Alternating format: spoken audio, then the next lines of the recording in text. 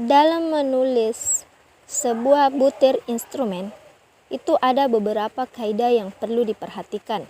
Nah, yang pertama yaitu instrumen sesuai dengan kompetensi yang diukur. Yang kedua, instrumen memuat indikator sikap yang dapat diobservasi.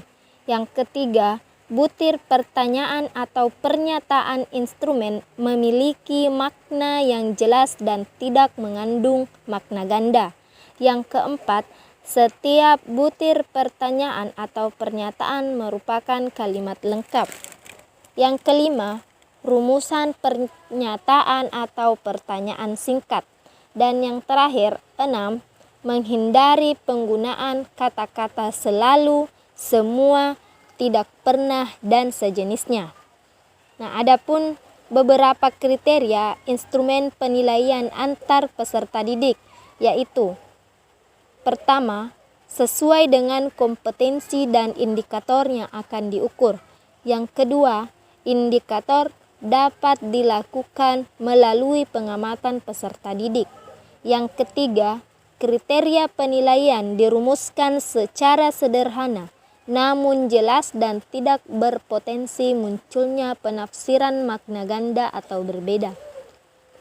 Yang keempat, menggunakan bahasa lugas yang dapat dipahami peserta didik.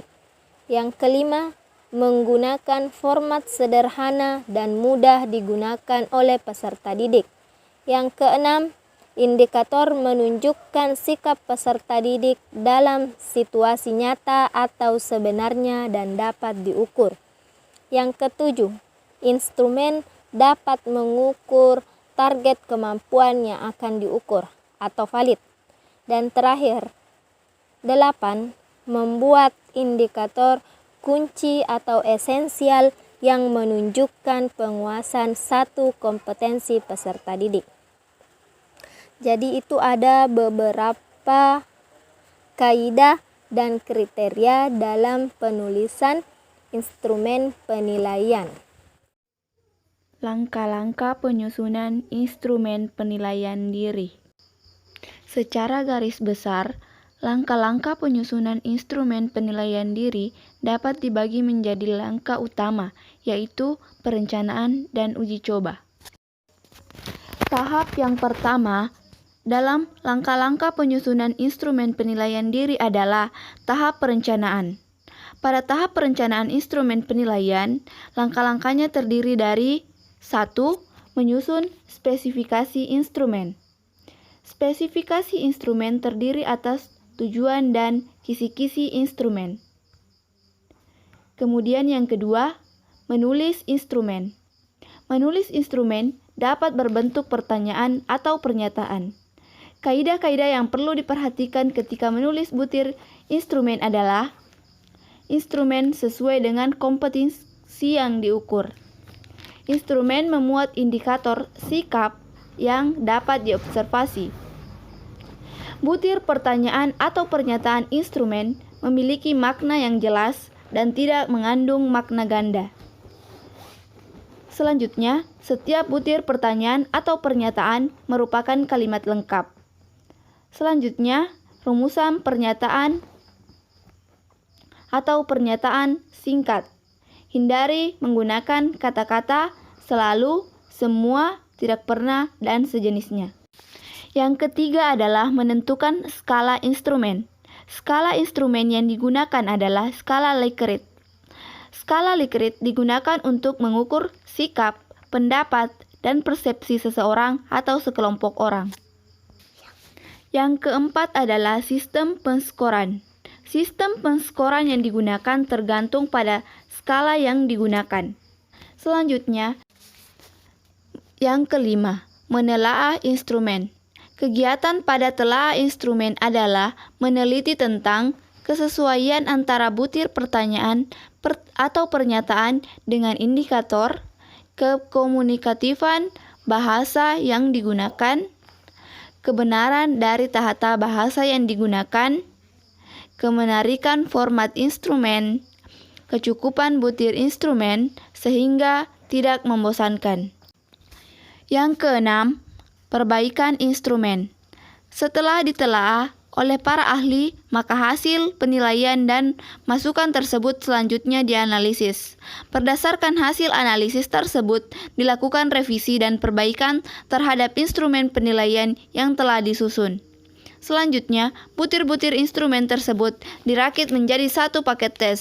Dalam proses perakitan, instrumen diatur sedemikian rupa sehingga pernyataan instrumen dimulai dari yang paling mudah dan yang saling berkaitan.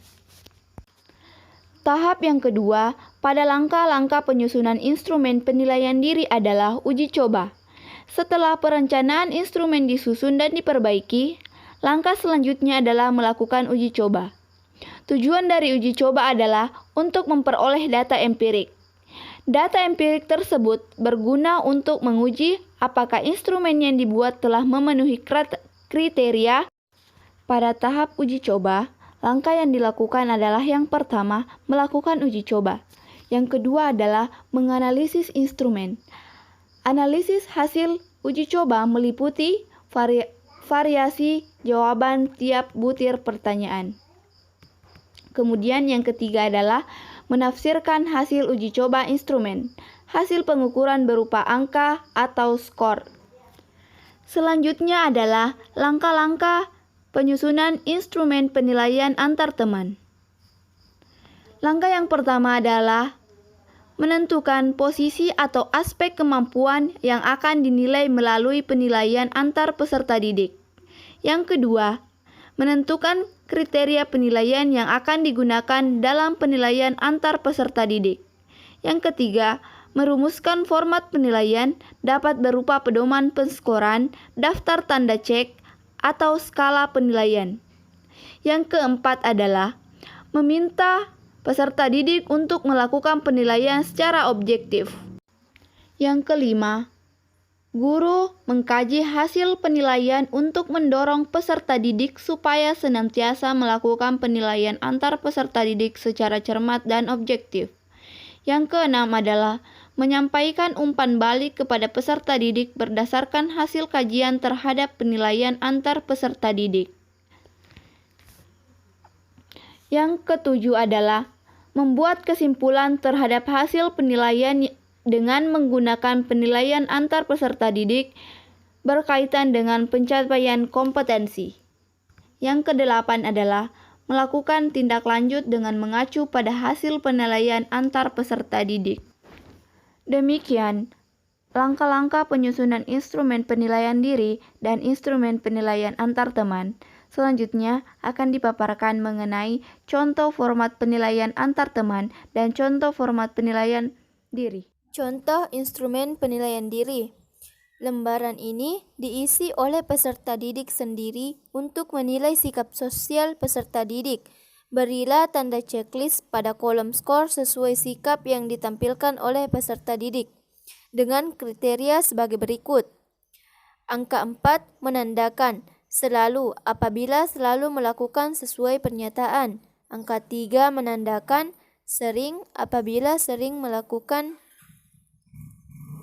sesuai pernyataan dan kadang-kadang tidak melakukan. Angka 2 menandakan kadang-kadang apabila kadang-kadang melakukan dan sering tidak melakukan. Angka 1 menandakan tidak pernah apabila tidak pernah melakukan. Nama peserta didik, kelas, tanggal pengamatan, dan subtema. Sedangkan contoh instrumen penilaiannya dapat dilihat pada tabel yang ditampilkan. Selanjutnya, selain contoh penilaian diri, akan dijelaskan pula contoh penilaian antar teman. Contoh format penilaian antar teman dalam buku yang berjudul Konsep dan Implementasi Kurikulum 2013 di Sekolah Dasar oleh Ma'az Sobirin. Dapat dilihat contoh penilaiannya yang ditampilkan pada tabel. Sedangkan keterangan dari tabel tersebut yaitu penilaian antar teman digunakan untuk mencocokkan persepsi diri siswa dengan persepsi temannya serta kenyataan yang ada.